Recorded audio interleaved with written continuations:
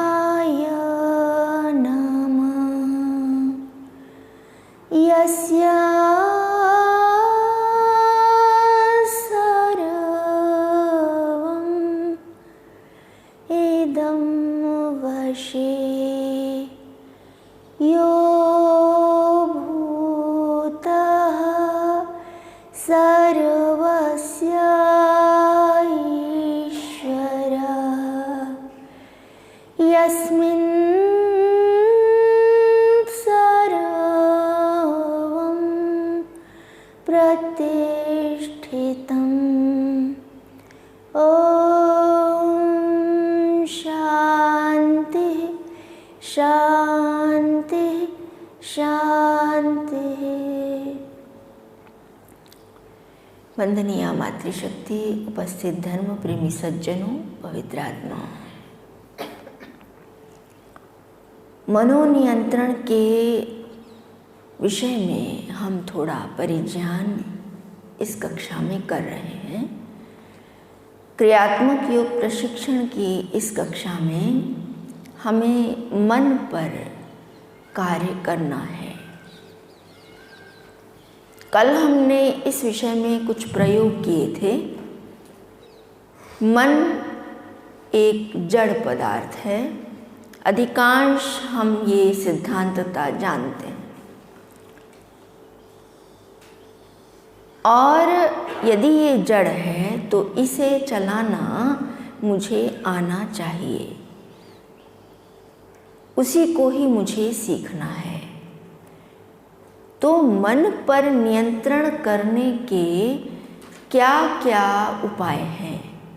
उसमें से पहला उपाय हमने कल जाना था कि पहले मुझे यही संकल्प, यही ज्ञान दृढ़ करना है कि ये जड़ है, ये अपने आप कहीं भी जाता नहीं है। किसी भी विषय को जो भी मैं विचार रहा हूँ, मैं ही उसे उठाता हूँ। जितना जितना हम इस ज्ञान को दृढ़ करेंगे प्रयोगों से, अनुमान से और शब्द प्रमाण से, उतना उतना इसको फिर जड़ समझना हमारे लिए सरल होगा। अब हम दूसरे उपाय पर आते हैं। अच्छा, मैं आपसे प्रश्न करती हूँ, आपका मन कहाँ कहाँ जाता है? कभी आपने अनुभव किया? कहाँ जाता है मन? हाँ जी, बैठे मेरे, बोलिए। जो हम कर्तव्य करते हैं ना, उनमें वो जाता है। और कोई बताएंगे? परिवार के बीच में, परिवार में चला। अर्थात हमारे परिवार से जुड़े हुए सदस्यों के विषय में हम सोचते हैं। और कोई इधर संसार के सुखों को सोचते हैं। और हाँ जी, अपना काम के बारे में कि क्या काम करना है। हाँ, हम ये भी सोचते रहते हैं कि अभी ये करना है, ये भी करना है। विशेषकर महिलाओं के पास अत्यंत कार्य होते हैं। हाँ जी, वो सब वो हमें करना होता है, और वो छूटते हैं तो हमारा ध्यान उसमें रहता है। ठीक बात है। हाँ जी, वर्तमान, भूत और भविष्य तीनों में चलता है। तीनों में चलता है। ठीक बात है। और कोई इधर से? बस इतना ही है मन चलने का। हाँ जी, जैसे पक्षियों की आवाज़ है, उनमें भी कभी चलता है। हाँ, तो मन जाता है ना फिर? क्यों जी? आप ही ने तो कहा जाता है। हम ले जाते, हमारा मन ले जाएंगे तो जाएगा। स्वामी जी बैठा, हमारा मन विचारों का घर है। सुबह से लेके शाम तक हम जो जो भी कार्य करते हैं वो सब हमारे मन में ग्रहण हो जाते हैं, कैमरे की तरह नोट होते हैं। तो कभी कभी जब हम ध्यान में बैठते हैं ना, तो वो सब जो जो हुआ हमारे साथ वो उठता है। अच्छा जो हमने देखा जी, जो जैसे कि अभी कक्षाएं चल रही है यहाँ पे, तो वो जो जो बातें हुई, जो आपने बताई या और अन्य चाहे ने बताई, वो सब आई जी। तो देखिए फिर क्या हुआ है। मन एक ऐसा पदार्थ है कि जो भी मैं करता हूँ उस पर उसके संस्कार बनते जाते हैं, और फिर जो जो समस्याएं हैं अथवा जो जो सुख हैं उनकी मुझे प्राप्ति और उनका मुझे निवारण करना होता है। तो उसी कारण से फिर मैं मन पर नियंत्रण नहीं रख पाता और उन्हीं में लगा रहता हूँ। विशेष रूप से मन कहाँ कहाँ जाता है, वो दो ही स्थान होते हैं।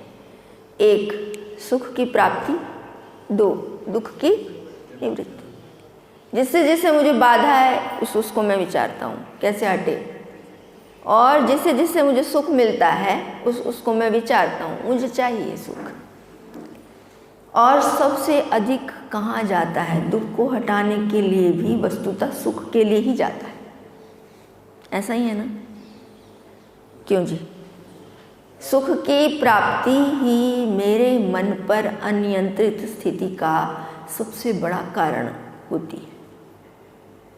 मन यदि नियंत्रित नहीं है तो उसके पीछे बहुत बड़ा कारण है कि मुझे सुख चाहिए, और मुझे सुख की अपेक्षा प्रतिपल रहती है। जीवात्मा सुख के बिना नहीं रह सकता, उसको सुख चाहिए। तो यदि मुझे मन पर नियंत्रण करना है तो मुझे पहले ये देखना होगा कि मुझे कौन सा सुख चाहिए। सुख तो मुझे चाहिए, सुख के बिना मैं रह नहीं सकता। यदि मुझे सुख चाहिए तो फिर मुझे कौन सा सुख चाहिए? वो सुख चाहिए जो मुझे चंचल करता है, मेरे मन को चंचल करता है, अनियंत्रित करता है, मेरे लिए आगे के जन्मों का निर्माण करता है। अथवा वो सुख चाहिए जो मुझे एकाग्र करता है, मुझे शांत करता है, मुझे तृप्त करता है, मेरा समस्त इंद्रियों, मन और स्वयं पर नियंत्रण करता है, और जो मुझे संपूर्ण दुखों से छुड़ाकर नित्य सुख की प्राप्ति कराता है। कौन सा सुख चाहिए जी आपको? अच्छा, ठीक है, मानिए। लेकिन एक ईश्वर ने, वो तो सुख दोनों है उनके पास, और वो दोनों ही देने को तैयार है। कुछ भी नहीं रखा हुआ उन्होंने छुपा के अपने पास, सब दे ही दिया है, सब दे दिया है ना।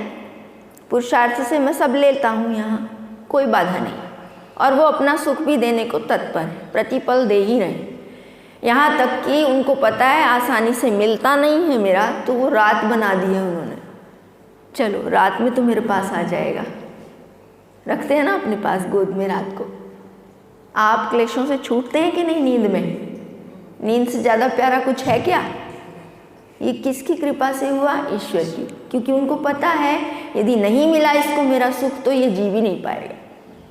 लेकिन विशेष सुख जो है उसके लिए फिर उन्होंने एक शर्त रखी है, एक नियम रखा है। क्या नियम है? दोनों सुखों में से एक ही मिलेगा। क्या नियम है जी? दो सुख बताए ना अभी मैंने, एक सुख ऐसा, दूसरा सुख वैसा। दो सुख आपके सामने, मिलेगा एक ही। आप बताइए, क्या आप इस पहले सुख को छोड़ने को तैयार हैं?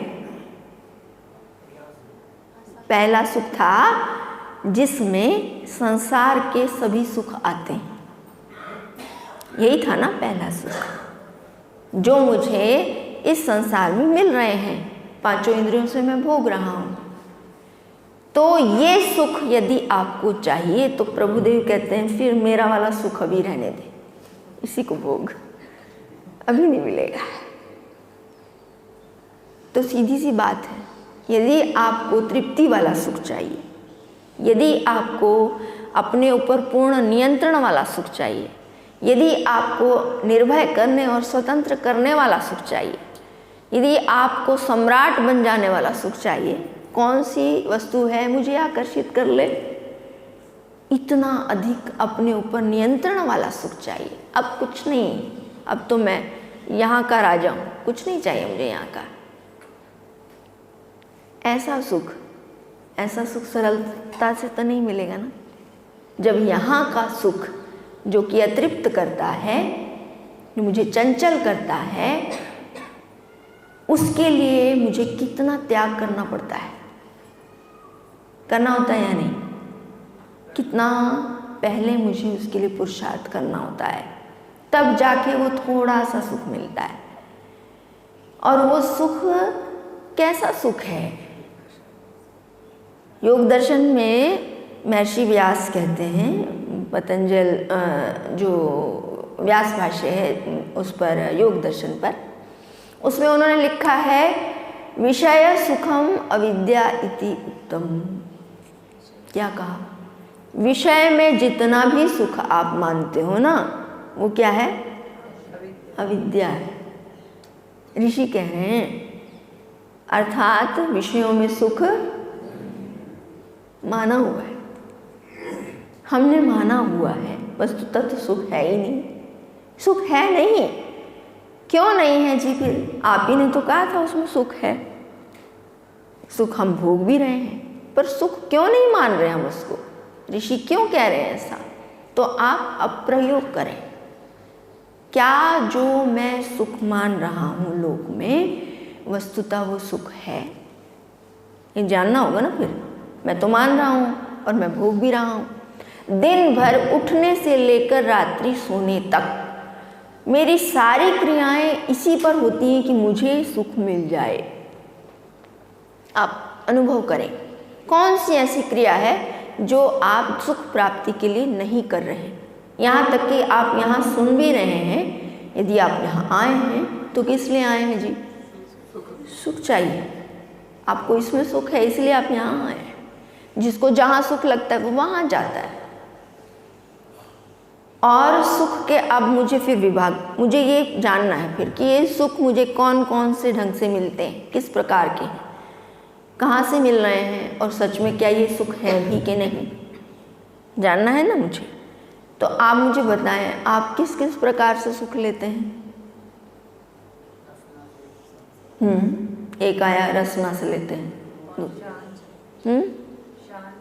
शांत रह के लेते हैं, और रूप से लेते हैं, बातें करके लेते हैं, ठीक है। और है जी, मोटा मोटा यदि हम गिने तो पूरे संसार को हम कितने भागों में बांट सकते हैं? हम इनसे जो संसार से जो भोग रहे हैं वो कितने साधन है हमारे पास? 5 ही तो हैं, 5 ही है ना, इससे आगे तो नहीं है ना। लेकिन इन 5 ने मुझे कितना नचाया हुआ है। 5 तो नहीं लगते, हमें तो असंख्यों लगते हैं केवल इतने। क्या है जी?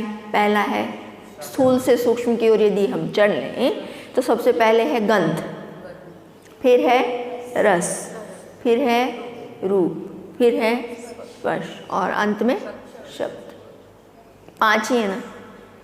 प्रकृति में ये 5 ही गुण हैं और मिलते कितने रूप में है? ये सिर्फ 2। क्या?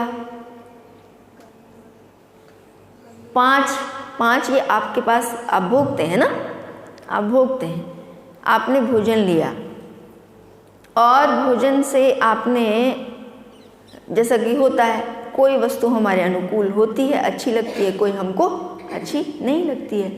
जो हम अच्छी लगी मतलब उससे हमें सुख हुआ, और जो हमें अच्छी नहीं लग रही उससे तो 2 ही रूप हुए ना। फिर आपके पास संसार कितने रूप में आया? यह सुख। अब इतने से इतना सा ये संसार है और हमने कितना माना हुआ है? असंख्य। शब्द असंख्य, स्पर्श असंख्य, रूप असंख्य। लेकिन मैं ये नहीं सोच रहा कि वस्तुतः वो असंख्य नहीं है, एक ही जैसे हैं। कितने हैं जी रस? कितने हैं रस? षड्रस, षड्रस है ना। षड्रस मुझे कितने सारे पदार्थों में लिप्त कर रहे हैं। इसमें से चाहिए, नमकीन तो एक ही है, मीठा तो एक ही है ना, लेकिन मात्रा और क्रम की भिन्नता से वो मुझे पृथक पृथक लगते हैं। और अंत में सुख तो एक ही है। आप खीर खा लो, आप पापड़ खा लो, आप कुछ भी खाओ, अंत में अच्छा लगना वो एक ही है। फिर मैं कहाँ फंस गया? कुछ तो गड़बड़ है, भ्रांति है ना, कुछ तो है। मैं जो समझ रहा हूं कि इतना सारा है, वस्तुतः इतना सारा है नहीं। मैंने तो व्यर्थ में अपने आप को फंसाया हुआ है। ये भी चाहिए, वो भी चख लूँ, वो भी खा लूँ, वो भी खा लूँ। अरे कितना कुछ है, देखो ये तो ये खा के इतने सुखी हो रहे हैं, मुझे भी चाहिए ना। दूसरे की थाली अपने से अधिक लगती है और अपनी बुद्धि बड़ी और दूसरे की क्या है? जो भी हो, अब आप विचार कीजिए, ऐसे ही स्थिति गंध की है, ऐसे ही रूप की है, ऐसे ही रस की। कितने हैं जी रूप? कितने रंग हैं? 7 रंग, 7 ही तो रंग है ना। और कितने माना है मैंने? अनंत। तो निश्चय से मेरी भ्रांति है। मैं स्वयं ही जिसको कहते हैं ना भूल भुलैया में फंस गया, समझ नहीं रहा इतना ही है बस, और वस्तुतः वो भी नहीं है जितना माना हुआ है। रूप के प्रति हम बड़े आकर्षित होते हैं। छोटा सा बच्चा है, सुंदर सा, झट से उसको गोद में उठाते हैं, करते हैं ना ऐसा, उससे बात करना चाहते हैं। पर थोड़ा सा ध्यान दें, आप अपने आप को ही ध्यान दे लें, अपने शरीर को। बड़ा अच्छा लगता है, अपने से सुंदर कोई नहीं होता। क्यों जी? सच है कि नहीं? हम अपने आप को सबसे अधिक सुंदर मानते हैं ना, अच्छा मानते हैं, स्वच्छ मानते हैं, लेकिन क्या वस्तुतः हम सुंदर स्वच्छ होते हैं क्या? तो फिर माना ही हुआ है ना रूप। आकर्षण जिसमें हो रहा है क्या है वो? कभी लगा कि वो अच्छा यहीं पर ही एक उदाहरण और हम लेते हैं, उससे पता चल जाएगा कितना है ये। यहाँ अभी अभी कुछ यहाँ पर उस कोने में बाल रख दें, कुछ वहाँ मांस रख दें, कुछ यहाँ हड्डियाँ डाल दें, कुछ मलमूत्र इधर बिखेर दें, आप में से कितने लोग बैठेंगे? कोई बैठेगा? और आप बैठे कहाँ हैं? कहाँ बैठे हैं आप? वहीं तो है, पर कभी दिख ही नहीं रहा। वहीं हूँ मैं, यही तो है अंदर। कौन सी चीज़ नहीं है जो मैंने अभी बोली? यही तो है ना। यही बाल बड़े सुंदर, क्यों जी? यही रक्त, यही हड्डियाँ, पर मुझे नहीं लगता, बड़ा कोमल लगता है। कभी छू के देखा है? छू के देखिए, ये कोमल सा छू के देखिए अपने आप को। ये कोमल है क्या? ये खोपड़ी है, पर मुझे कभी खोपड़ी नहीं लगी। क्यों? मैं देख ही नहीं रहा। बड़े मोतियों जैसे दांत हैं, भले मानस ये खोपड़ी है, ये दांत कुछ नहीं है, ये हड्डी है। ये दिखा रही है कि तू हड्डी में बैठा है, लेकिन मैं क्या मानता हूँ? नहीं, बड़े सुंदर दांत हैं। ये कितना सुंदर लग रहा है हंसते हुए। सारी बुद्धि अज्ञान में दबी, वहां सुख मान रहा हूं जहां सुख है ही नहीं। और ऐसे में मेरी सुख की प्रवृत्ति यहां से हटने वाली नहीं है, नहीं हटेगा, क्योंकि मैंने जो माना हुआ है, मेरे कर्म उसी के अनुसार ही तो होंगे ना। जब मैंने इसको सुखद माना हुआ है, तो फिर मैं सुख यहाँ से ही तो लूँगा, इसी को ही तो चाहूँगा, और फिर मैं इस सुख से अपने आप को भरना चाहता हूँ। ये और बड़ा भ्रम है, इससे बड़ा भ्रम तो कोई है ही नहीं कि मैं भर जाऊँगा इस सुख से। क्या मैं अभी तक 50 वर्ष हो गए, 40 हो गए, 20 हो गए, सुख से अपने आप को भर पाया हूँ? कौन सा सुख है? पहली बात तो जो पदार्थ जो गुण रखता है, वो गुण उससे अलग नहीं होते, ये नियम है। क्या नियम है? पदार्थ के जो गुण हैं वो उसी में रहते हैं, दूसरे में नहीं जाते। अब इस नियम के आधार पर रूप, रस, गंध, स्पर्श आदि किसके गुण हैं? किसके गुण हैं जी? प्रकृति की, इसी के हैं ना। और सुख भी इसी का गुण है, इसी के है ना। तो क्या ये मुझ में आ जाएंगे? मैं इनसे जो भरना चाहता हूँ अपने आप को, सीधी मोटी भाषा में यदि कहूँ, हम जो खाते हैं, चलो मोटा, बाकी सुख, बाकी वाले विषय तो चलो बाहर रह जाते हैं, रूप बाहर ही है, अच्छा लगता है, बस बाहर है। लेकिन रस, ये गंध, स्पर्श और शब्द, ये भी बाहर है, मुझ में आते नहीं, दिखता है। लेकिन एक आता है मुझ में, कौन सा? भोजन, रस आता है ना। हम सोचते हैं इससे मैं भर जाऊंगा, तृप्त हो जाऊंगा। वैसे तो हम बाहर वालों से भी यही चाहते हैं, सोचते हैं, लेकिन ऐसा कैसे? जो मेरे अंदर ही जा रहा है, आप कभी उस पर ध्यान दें। आपको किसी ने घर पर बुलाया, भोजन पर निमंत्रित किया और आपको बिठा दिया और परोस दिया भोजन। भोजन बहुत ही उत्तम है, आपको देख के ही आनंद आ रहा है। अब जैसे ही आपने खाना प्रार्थना की और शुरू करने वाले हैं, उसने थाली आपके आगे से खिसका दी। अब थोड़ा खिसके चलो, कोई बात नहीं, थोड़ी सी खिसकी है, मैं हो जाता हूँ आगे। उसने और खिसकाई, फिर आप और आगे, फिर खिसकाई। क्या यही आपके साथ नहीं हो रहा? हो रहा है या नहीं? ध्यान से देखना। भोजन आपने अंदर डाला ना, और अब आप अपने आप को देखिए, आपको उसने कहीं से भी गीला किया गीला?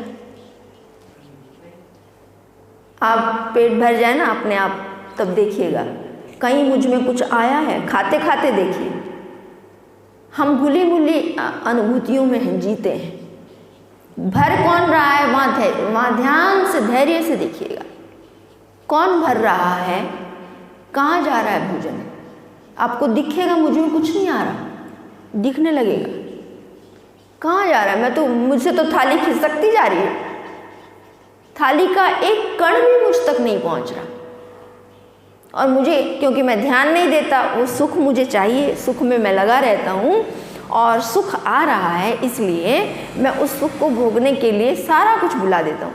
अब मुझे सुख तो चाहिए, अब सुख के लिए क्या करता हूँ फिर, वो मुझे कहाँ जा रहा है कोई लेना देना नहीं, कहीं भी जाओ मुझे तो अच्छा लग रहा है। लेकिन ध्यान देंगे तो आप पाएंगे वो मुझ में जा ही नहीं रहा, मुझसे पृथक कहीं जा रहा है, मुझे छू भी नहीं रहा। और मोटा प्रयोग करें, एक जिस रस से मैं तृप्त होना चाह रहा हूँ, वो रस क्या मुझ में रुकता है? रुकता है क्या? वो सुख मेरे में रुकता है क्या?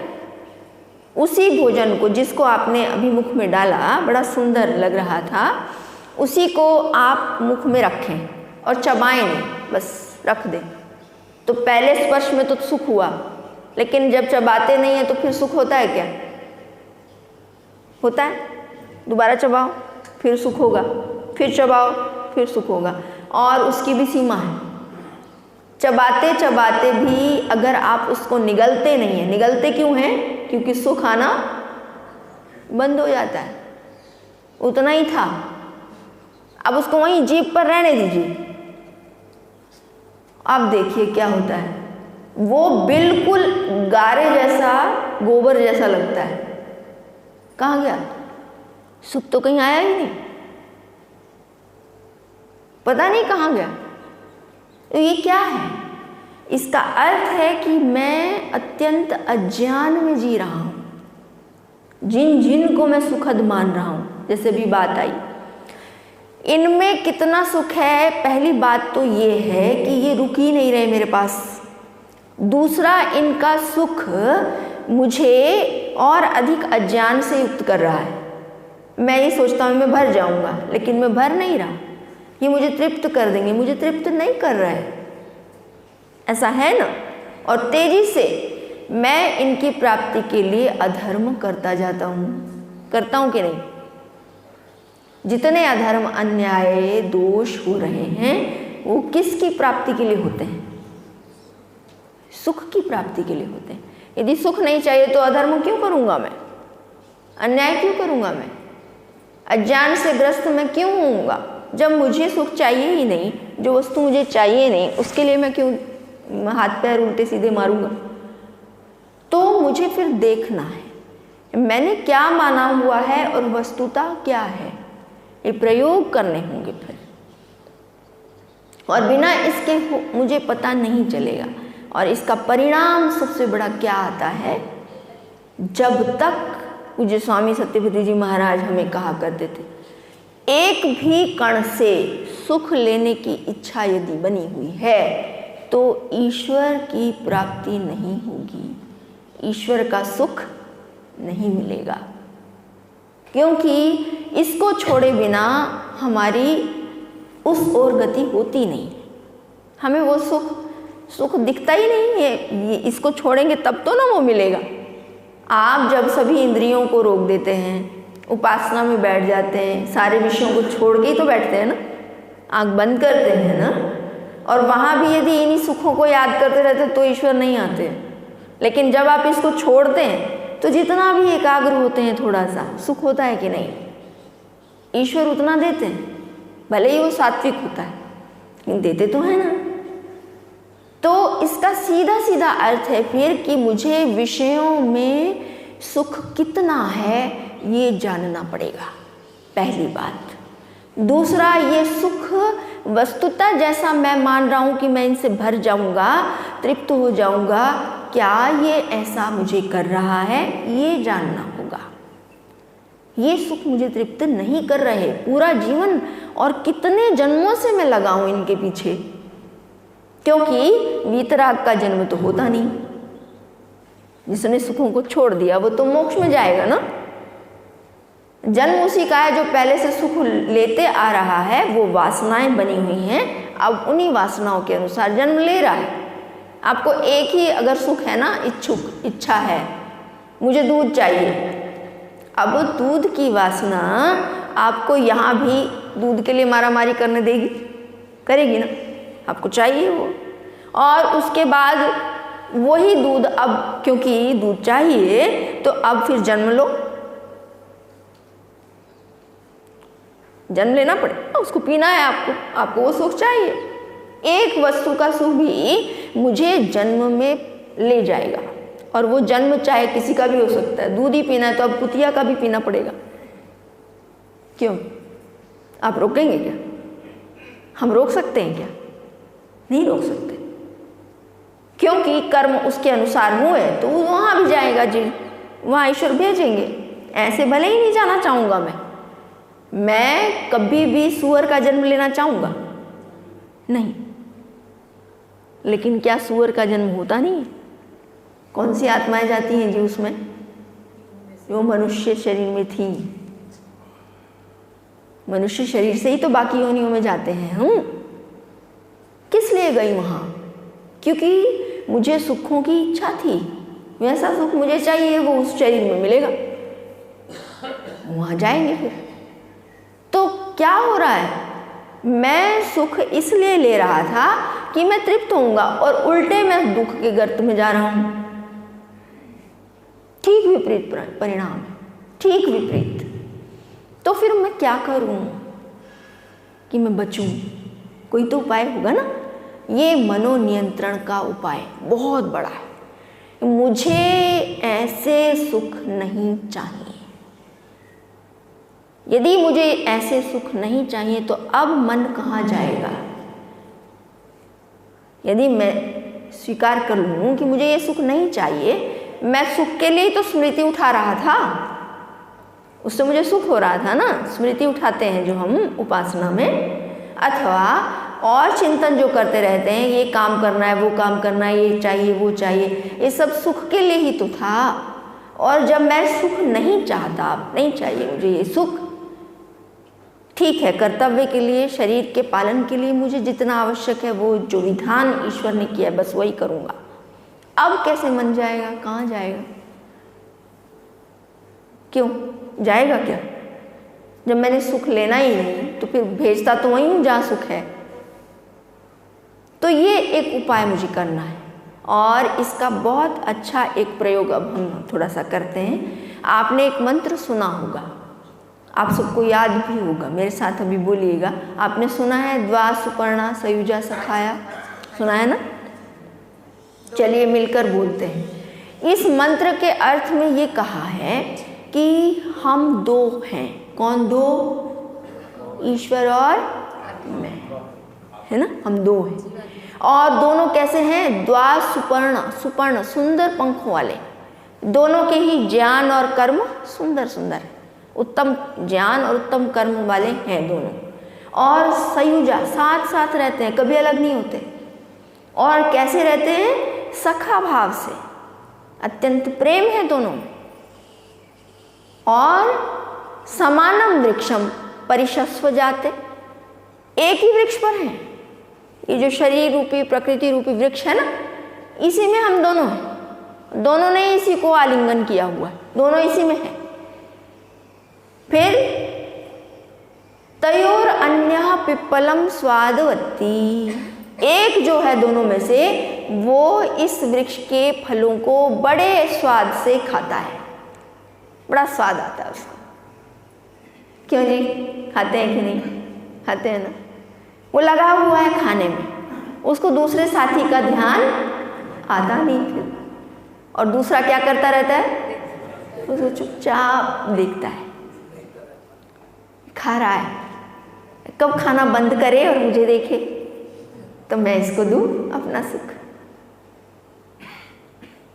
वो जो खा रहा है और जो नहीं खा रहा है, जो नहीं खा रहा है उसका बिना खाए गुजारा चल रहा है या नहीं? क्यों जी? आत्माएं तो दोनों है ना, एक ने उसका त्याग किया हुआ है, कुछ सोच के ही त्याग किया होगा। इतना बड़ा संसार, इतना सुखद संसार ईश्वर ने बनाया, 3 में से 2 तो दुखद हैं, फिर भी सुखद बनाया। सत्वरजतम में से 2 दुखद है ना, रज और तम, फिर भी सुखद बनाया है और फिर भी वो त्याग के बैठा है। कोई तो कारण होगा। और मैं भी आत्मा हूँ और उसको पता है कि इसका काम साक्षी बन के चलेगा जैसे मेरा चल रहा है, इसके बिना। पता है ना उसको, इसीलिए तो मुझे साक्षी होने को वो कह रहा है ना कि देख मैं भी देख रहा हूँ, तू भी देख। उसने पहले त्याग किया हुआ है। तेन त्यक्तेन भुंजी था, त्याग पूर्वक भोग कर, मतलब मैंने भी त्याग किया हुआ है। छोड़ इसको, तृप्ति नहीं होगी। और मैं जैसे जान रहा हूँ तू भी जान, मुझे भी जान, स्वयं को भी जान, इसको भी जान, लेकिन साक्षी तो होना होगा ना। अब इसी को ही फिर करें। जब भी कोई विषय आपको सुखद लगे तो साक्षी होकर एक बार देखें कि सुख कितना है, कैसा है, कितना मिल रहा है, और मुझे ईश्वर से तो नहीं छुड़ा रहा। नहीं चाहिए ऐसा जो ईश्वर से छुड़ाए, ऐसा करना होगा। और इसके लिए हम अब थोड़ी देर, कुछ समय है हमारे पास, 5, 7, 8 मिनट हैं, हम इस मंत्र को मानसिक रूप से जप करेंगे।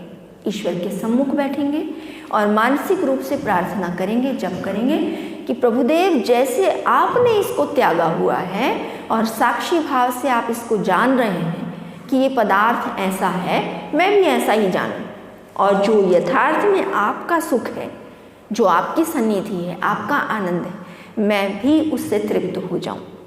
ये प्रार्थना रखते हुए हम इसका जप करेंगे। एक बार तो हम मिलकर बोलेंगे, उसके बाद आप मानसिक रूप से इस जप को और भावना को करते हुए प्रार्थना करते रहेंगे। सीधे होके बैठेंगे। निद्रा, आलस्य, प्रमाद इससे चले जाते हैं। जब हम सीधे होते हैं तो हमारा वृक्ष एक तरह से सीधा ऊर्ध्व मूल वाला जैसे होता है ना, हमें ऊर्ध्व रेता बनना होता है, तो हमारा वो सीधा हो जाता है पीछे का स्थान, और हमारे लिए ज्ञान विज्ञान को धारण करना सरल हो जाता है। अब मेरे साथ आप बोलेंगे मिलकर, ओम द्वासुपर्णा सयुजा सखाया, द्वासुपर्णा सयुजा सखाया, समानं वृक्षं परिषस्वजाते, समानं वृक्षं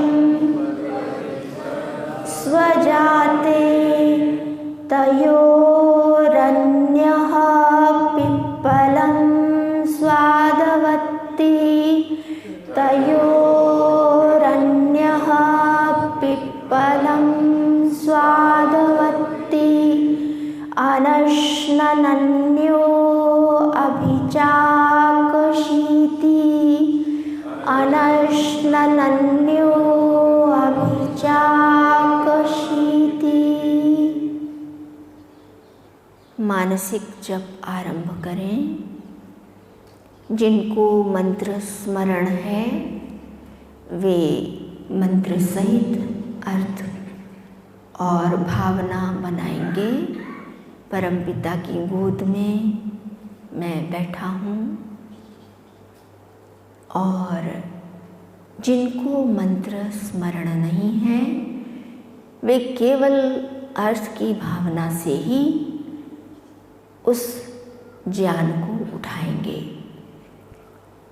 ज्ञान यही होना चाहिए, मैं अनंत आनंद सागर में हूँ, परमपिता मेरे सदा साथ मेरे सखा हैं, इनसे बढ़कर आनंद दाता, आनंद देने वाला, मुझे सुखी करने की इच्छा रखने वाला कोई नहीं है। और जिस वृक्ष पर मैं हूँ ये नष्ट होने वाला और इसके समस्त गुण भी ऐसे ही मुझसे पृथक अतृप्तिकारक हैं, अतः इसका फल मुझे नहीं चाहिए। ये मेरी इंद्रियों को, मुझको चंचल कर रहे हैं, अधर्म पाप की ओर प्रेरित करते हैं। ऐसा फल जो मुझे परम सुखदाता से पृथक कर रहा है उसकी ओर देखने ही नहीं दे रहा। ऐसा फल जो मेरे लिए दुखों का निर्माण कर रहा है मुझे नहीं चाहिए।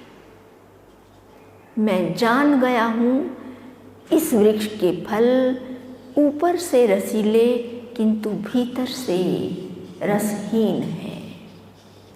रसहीन ही नहीं, विषैले हैं, दुख रूप विष से युक्त हैं। अतः मैं तो अब जो मुझे अत्यंत मेरा ध्यान रखते हुए देख रहे हैं, मुझे निहार रहे हैं, मेरी रक्षा करने के लिए तत्पर हैं कि इसको मैं दुखों से छुड़ाऊं, ऐसे ही पिता मैं अब आपको देखूंगा, आपको जानूंगा, आपके ही आनंद में निमग्न होऊंगा।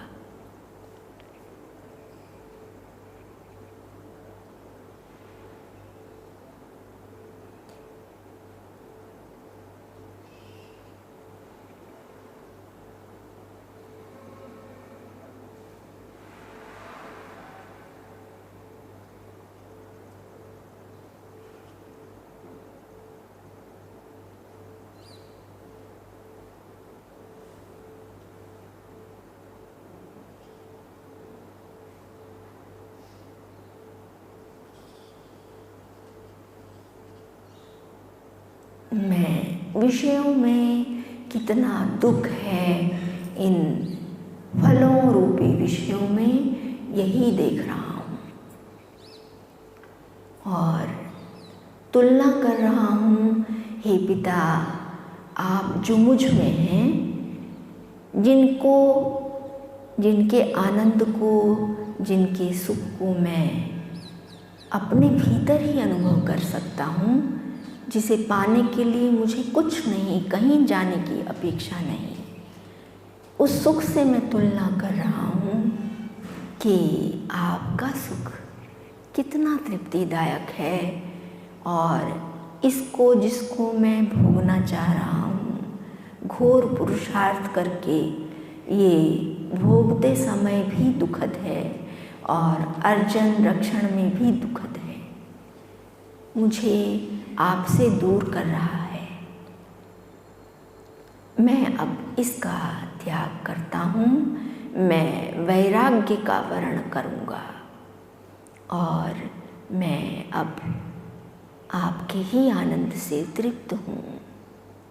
हे पिता, आपका अति धन्यवाद है कि आप मुझे अपना आनंद, अपनी सन्निधि सतत दे रहे हैं। मैं आपको बारंबार प्रणाम करता हूँ प्रभु। मेरे साथ धन्यवाद करते हुए, नमन करते हुए एक बार ओम का उच्चारण करेंगे।